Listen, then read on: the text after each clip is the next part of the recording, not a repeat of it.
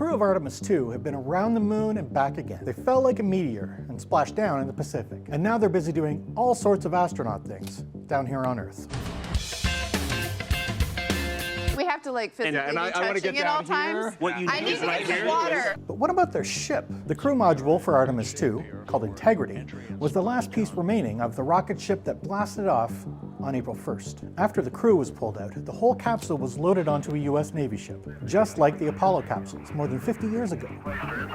But unlike the old Apollo capsules, the one they used for Artemis is actually reusable. Well, parts of it, in theory. Let's break it down. Integrity was taken ashore in San Diego, and several components were pulled out for analysis and future reuse, like the seats, stowage containers and bags, video processing units, and camera controllers. NASA also said they were assessing the hardware and gathering data to support the post-flight investigation of the urine vent line issue. We just wanted to let you know that toilet right now is no-go for use. Because they gotta get that toilet working. After that, it was shipped all the way across the country to where it started, the Kennedy Space Center in Florida. NASA technicians there will pull out scientific equipment and retrieve data about the ship's performance. They'll also remove the avionics boxes for reuse. Those contain all the instruments the astronauts need to fly the ship: controls, displays, navigation, and so on. In fact, some of that equipment had already been beyond the moon. 9 avionics units from the uncrewed Artemis I mission were reused in Artemis II.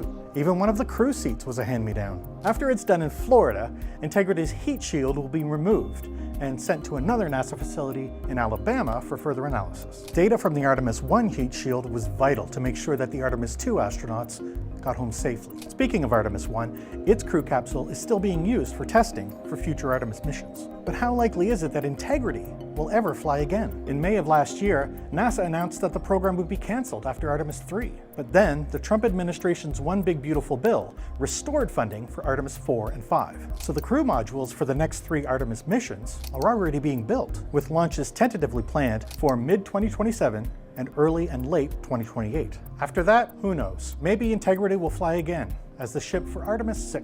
Or it could be that the Artemis program gets canceled before any of these ships gets a chance to go back up a second time.